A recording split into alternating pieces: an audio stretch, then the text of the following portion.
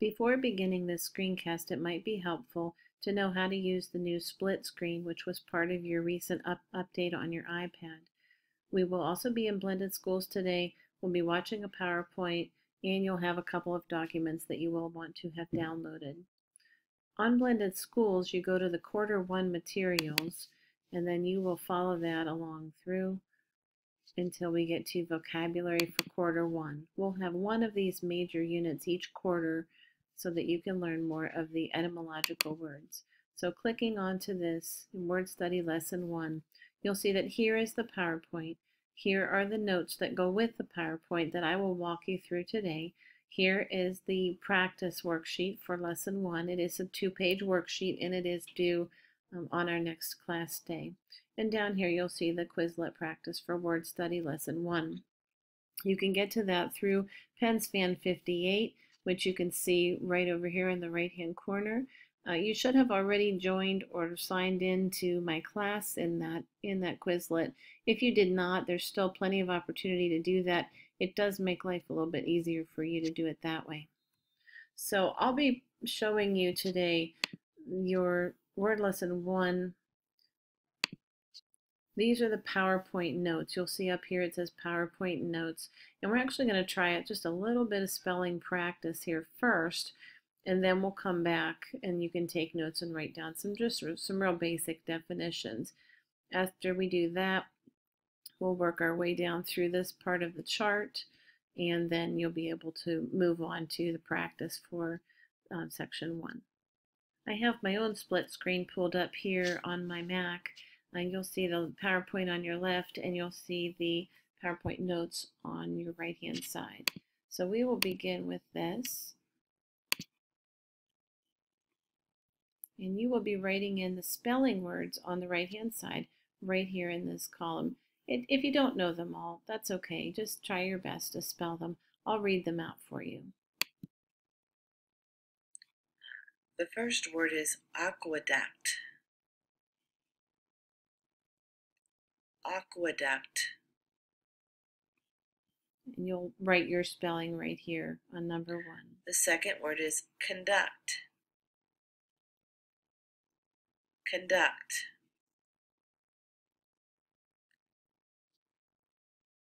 The third word is conduit. Conduit. Word number 4 is deduce. Deduce. Number 5 is induce. Induce. Number 6 is induction. Induction.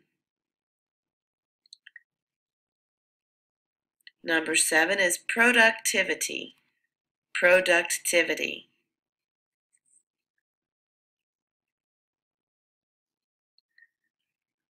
Number 8 is reduction. Reduction. Number 9 is subdue. Subdue. And finally, number 10 is viaduct. Viaduct.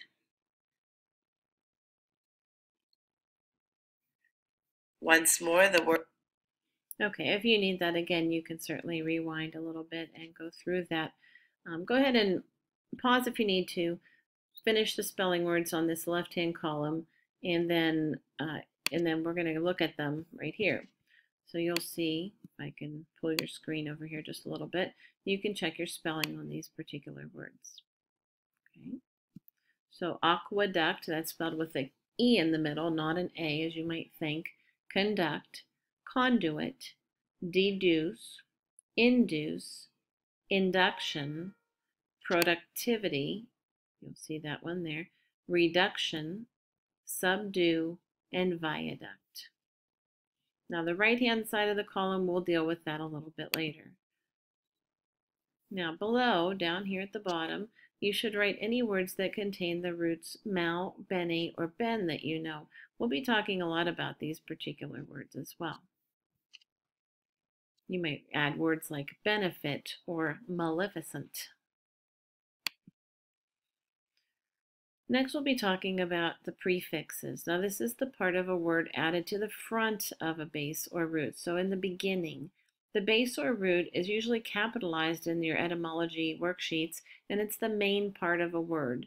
Like chron, C-H-R-O-N, which means time, is the main part of the word chronology or chronological or chronometer.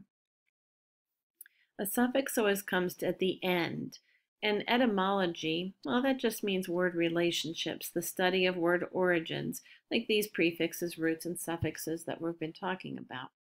So you have a few notes to write down here on the right-hand side, back up as you need to, and then we're going to move on to this. Now, being a verbophile, you can see as a lover of words, you're going to need to use words. You're going to use a lot of words in your narratives that you're working on, and we want to have you have the highest quality words possible at your disposal. And that's really improving your diction. That's a word that you definitely need to know this year. Diction is word choice. You can say Aaron is friendly, or you can say Aaron is amiable. Now, recognizing common word parts will help us to recognize even more words. So knowing that bene means good means that when you go to the grocery store to buy your dog some dog food and you see beneful, you're going to think, wow, that's full of goodness. If you want to watch the movie Maleficent, you can have a pretty good idea that she's not the good character in the movie. Well, in this movie, she is a little bit. I'll get you on that one. Malevolent, a malevolent dictator is pretty mean and bad, whereas a benevolent dictator may be in charge, but at least he or she is pretty nice. Benign, malicious, benefactor, malnourished, all these words very clearly run along with good and bad. So we can change the meaning by using different prefixes and even suffixes. Now take a look at this one. We have duck or duct, which means to lead. And you can see Taylor Lautner there in the movie Abduction, where he was kidnapped. Ab actually means from, duct means to lead. And so leading away from or kidnapping is really what abduction means. Aqueduct. Now that's our first actual vocabulary word. So we're going to come back up here to our worksheet here, and on the left-hand side you already spelled out all the words. On the right-hand side I'd like you to put the definitions. So here next to aqueduct you're going to put a pipe used to carry water. Now the picture that you're seeing is Pont du Gard. It's in the south of France. It's still standing.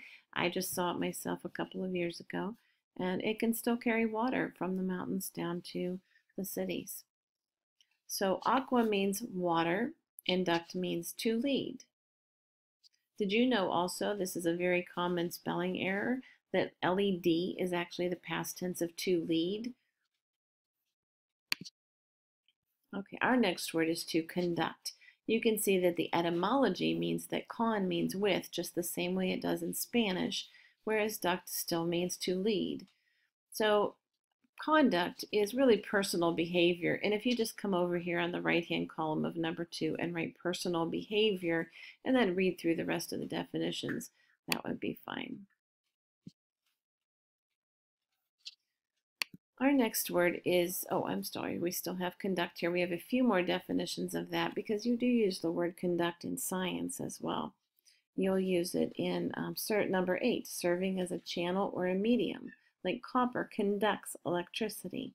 You'll have the conductor in an orchestra, someone who is going to conduct our tour. Or you can conduct yourself well and make everyone proud of you. Here's our little science picture to show you conduction and convection. Okay, a conduit. This is our third word over here. So we're going to go over next to conduit and put a pipe or a channel for carrying water. You don't have to, so write a pipe for carrying fluids or even wires. When the big companies like Verizon decided to put all of their cables underground, they couldn't just bury them underground. they had to put them in conduits or wires. Deduct. That means to, and some related words are deduce, deducing, and deduction. That means to infer or derive as a conclusion from something. And you can see some Sherlock Holmes, he was a master deducer. To induce. Also related words are inducing or induction. You can just define induce and induction once, even though both are words over here. So it means to lead or move about by persuasion or influence, to induce a person to do something. You can write to influence by persuasion to make things simpler. And it can also mean to induce sleep or induce labor, to bring about. Okay, there are a couple other science definitions there as well. Okay, we have productivity. I'm hoping that you will have very high productivity. In other words, the state or quality of making or producing your narratives after we finish this PowerPoint. Reduction, recycle, reduce, reuse. This is our cycle here. We're going to lead back again. So we're making something less. You can see that the bolded part is the part that you need to come over here and write next to reduction. We have subdue. This person certainly being subdued. Sub means under, just like submarine, and duct means to lead. And so basically the word means to conquer. So you'll come over here and write to conquer next to the word subdue. Okay, now we have a viaduct. Now this is a viaduct. It's over the tallest bridge in the world. I was actually on this bridge. That was a pretty cool experience. So via means a way or a road, like you can get to the turnpike via or via, if you choose to say it that way, Route 79. Duct is to lead. So all you need to write on the right-hand side of your column is a bridge, and that will do it. Okay, we have a couple of bonus words today, just for fun. So hippopotamus actually means hip, which is horse, or potamus, and river. So a hippopotamus is actually a river horse. And finally, I'm going to direct you over to the practice at this point. Let me pull that up for you. If there's anything you don't have filled out on your note sheet, try to go back to the PowerPoint, flip around a little bit, and fill in your notes, please. We will be having a test on Unit 1 next week. These are your notes, these are your practice exercises, excuse me. So using your vocabulary list from your notes, you're going to just write the word that best fits each definition. So go ahead and complete that section, and then you're going to go down and basically say if these sentences are true or false. In other words, are these words being used correctly or in a ridiculous way that would make them false? After that, you'll go down to the next page and just simply complete the multiple choice by looking back at the definitions and really trying to work with these words. There are several of those. Finally, this one people do find a little bit hard sometimes, but looking at different forms of a word. So you might add an S, a shun, a meant, ed, d, if. So by changing the word endings, we get to learn even more words. For example, the first one, number 31, viewing a frightening movie is not conducive to getting a good night's sleep. So conducive is spelled C-O-N-D-U-C-I-V-E.